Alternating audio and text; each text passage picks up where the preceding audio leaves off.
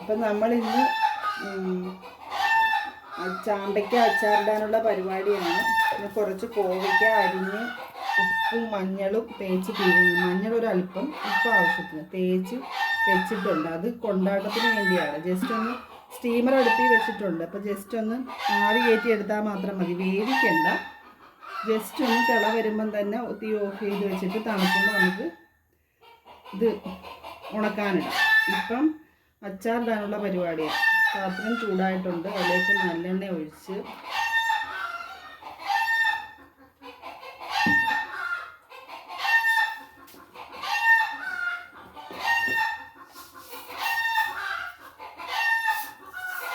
കടുകിടുക.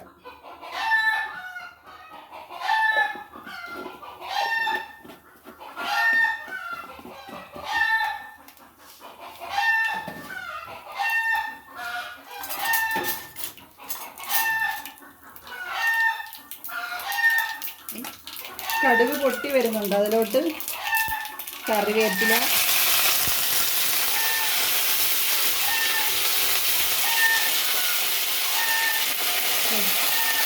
കൊത്തി അരിഞ്ഞ് വെച്ചേക്കുന്ന ഇഞ്ചി,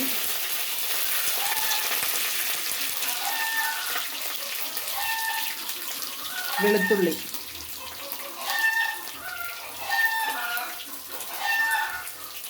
വെളുത്തുള്ളിക്കും ഇഞ്ചിക്കും ഒന്നും കണക്കില്ല. അതൊക്കെ ഓരോരുത്തരുടെ ഇഷ്ടത്തിനൊന്നും എടുക്കാം. ഞാനൊരു വലിയ കഷ്ണം ഇഞ്ചി കൊത്തി അരിഞ്ഞെടുത്തിട്ടുണ്ട്. അതുപോലെ 2 കുടം വെളുത്തുള്ളിയും എടുത്തിട്ടുണ്ട്. ഇതൊന്ന് വഴറ്റി കൊടുക്കുക.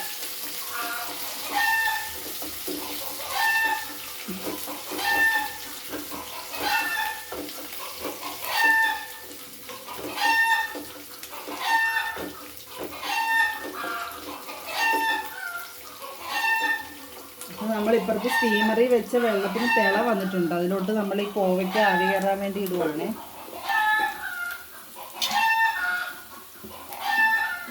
കോവയ്ക്ക അത് ഇതുപോലെ അരിയണം, ഇതുപോലെ ചരിച്ച് വട്ടത്തിൽ. ഒരുപാട് അങ്ങ് കനം കുറയ്ക്കരുതും, ഒരു ഇച്ചിരി കനത്തിൽ വേണം അരിയാൻ. അത് സ്റ്റീമറിലോട്ട് വെച്ച് അടച്ചു വെക്കാം.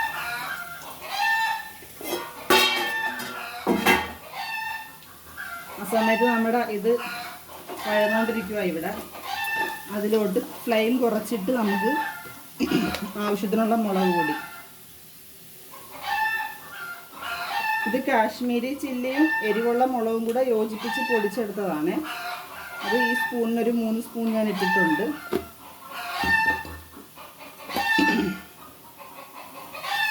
പിന്നെ ഒരല്പം മഞ്ഞൾപ്പൊടി, ഒരു 3 നുള്ളു കാണും. ഇത്രയും മഞ്ഞൾപ്പൊടി ഇട്ട് ഇതിൻ്റെ പച്ചമണം പോകാൻ വേണ്ടി ഒന്നുകൂടെ ഈ എണ്ണയിലൊന്ന് റോസ്റ്റാക്കി എടുക്കും.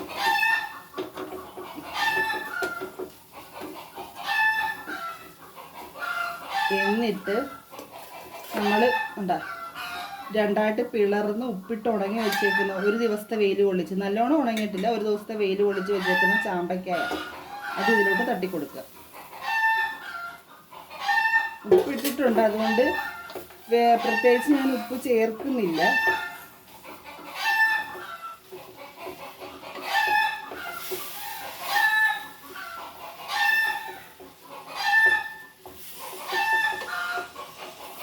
നല്ലോണം ഫ്ലെയിം ഓഫ് ചെയ്യാതെ തന്നെ ഇത് നല്ലോണം മിക്സ് ആക്കണം.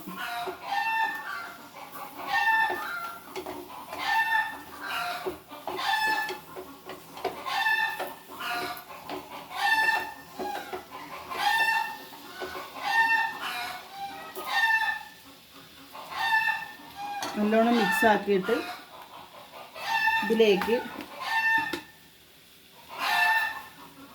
ഈ ഒരു സ്പൂണിന്, 1 ടേബിൾ സ്പൂണിൻ്റെ അളവാന്ന് തോന്നി, ഈ 1 ടേബിൾ സ്പൂൺ പഞ്ചസാര ഇത് ചേർത്ത് കൊടുക്കണം.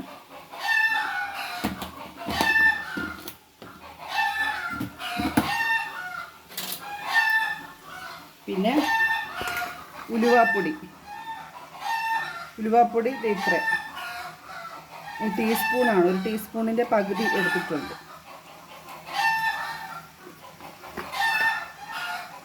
ഉലുവ വറുത്ത് പൊടിച്ചതാണ്. കായം, പിന്നെ കായപ്പൊടി. കായം 1 ടീസ്പൂൺ ഫുൾ എടുത്തിട്ടുണ്ട്. കാരണം അച്ചാറിന് ഇപ്പം കായത്തിൻ്റെ ടേസ്റ്റ് മുന്നേ നിൽക്കണം.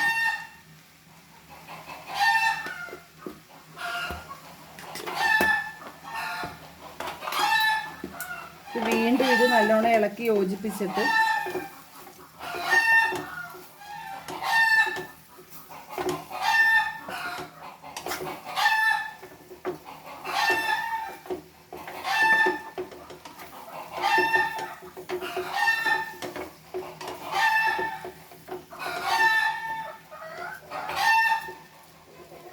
നല്ല ഇളക്കി യോജിപ്പിച്ചിട്ട് ഫ്ലെയിം കൂട്ടുക.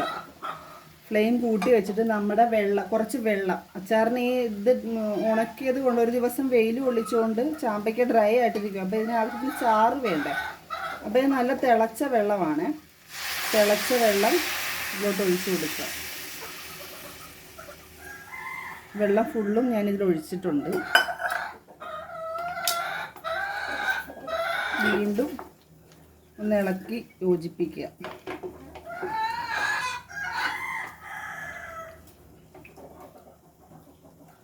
ശ്രദ്ധിക്കേണ്ടൊരു കാര്യം, ഇത് വേവിക്കാൻ പാടില്ല. അപ്പം പച്ചവെള്ളം ഒഴിച്ചു കൊടുത്തിട്ടുണ്ടെങ്കിൽ ഇത് വേവിക്കേണ്ടി വരും. നല്ല വേവരുത് അച്ചാർ ഒരിക്കലും. അപ്പം അതുകൊണ്ട് തിളപ്പിച്ച വെള്ളം, ആദ്യമേ തിളപ്പിച്ച് വെച്ചിരിക്കുന്ന വെള്ളം വേണം അച്ചാറിലോട്ട് ഒഴിച്ചു കൊടുക്കാൻ. അപ്പം നമ്മുടെ കൊണ്ടാട്ടത്തിന് ആവി വന്നിട്ടില്ല. കൊണ്ടാട്ടത്തിന് വെച്ച കോവയ്ക്കായിൽ ആവി വന്നിട്ടില്ല, വന്നുകൊണ്ടിരിക്കുന്നേ ഉള്ളൂ.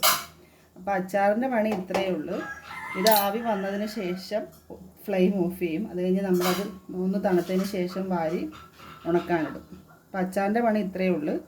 ഫ്ലെയിം അങ്ങ് ഓഫ് ചെയ്യാം. ഇത് തണുക്കുമ്പം നമ്മളിതിനകത്ത് ഇച്ചിരി അല്പം വിനാഗിരി ചേർത്ത് കൊടുക്കും. എന്നിട്ടേ കുപ്പിയിലാക്കത്തുള്ളേ.